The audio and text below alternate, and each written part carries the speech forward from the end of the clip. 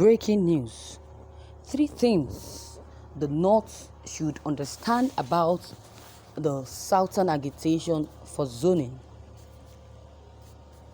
Mirabel Jackson report.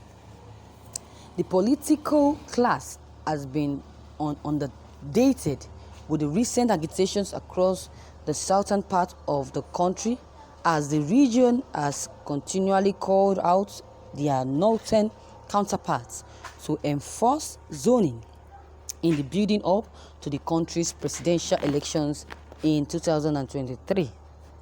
Recall that the southern governors had met in Lagos a few weeks ago, where they all signed a communique demanding for the presidency to be zoned to the region.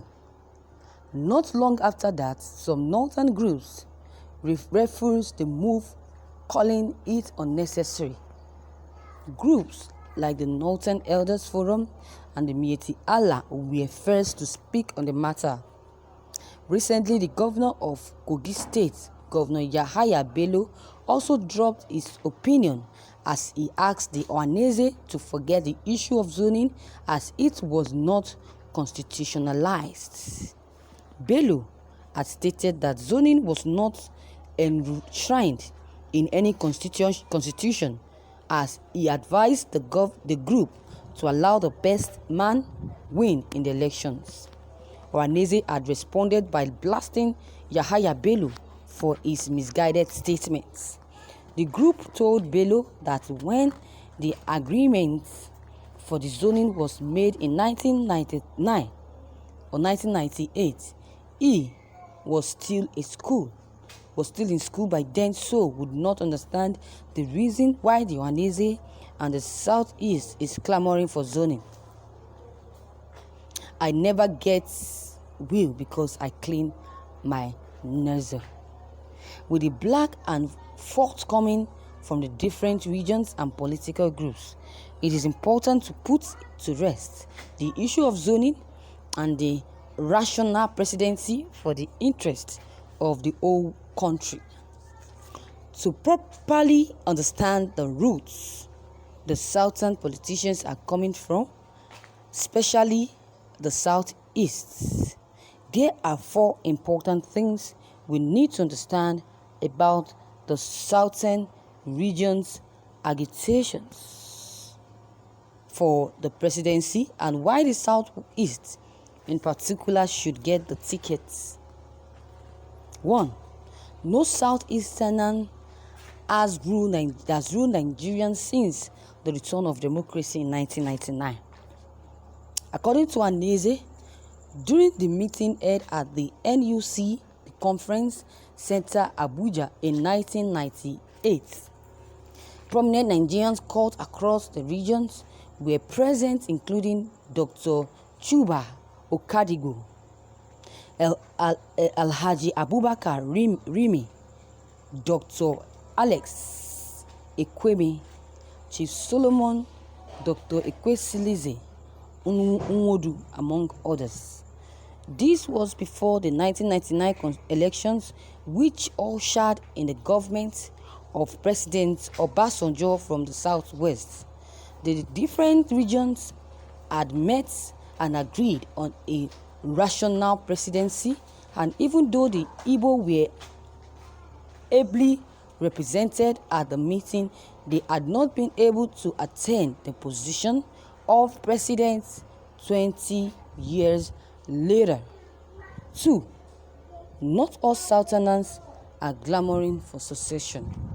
This is the belief that most Southerners and Igbos are clamoring for Biafran. This is false, misleading. A foremost cartoonist with Daily Trust newspapers, Mustapha Bulama, had published a cartoon showing this particular issue, and it does not portray the real truth in Igbo land. So far, no influential Igbo man has spoken on the need to break away. The president has so many Igbo citizens in his cabinet, and that should show that the region still have people who believe in the unity of this country. 3. Issue of an alleged marginalization. The region that is presently agitating more is the Southeast region, and this is because of a preserved marginalization of the region. For one, the Southeast, unlike other regions, have just 5 states instead of 6.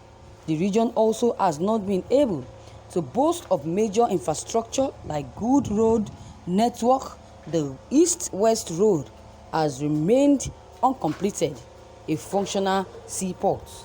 At the moment, the region has some seaports that would have been officially used in the country, but that is not the case as major shipping is still being done in Lagos. This has also caused a large number of businessmen to drive their goods by road to their locations. The One and Onitsha ports have stated functionally but still cannot carry bigger containers. This lack of major infrastructure has made the region blame the government for abandoning them, and also this has to be corrected. There have always also been an allegation of an imbalance in appointments which needs to be corrected too. For the 17 Southern governors to shun all political affiliation to stand on a common purpose, the issue must be very serious issue, and the power broker in the north should take their time to properly assess this issue before making a final decision.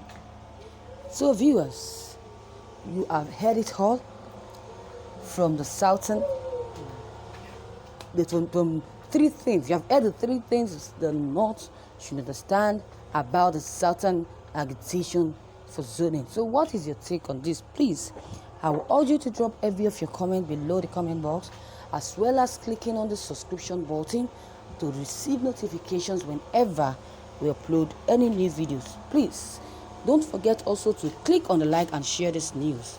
Thank you. As you do, have a pleasant day. Bye.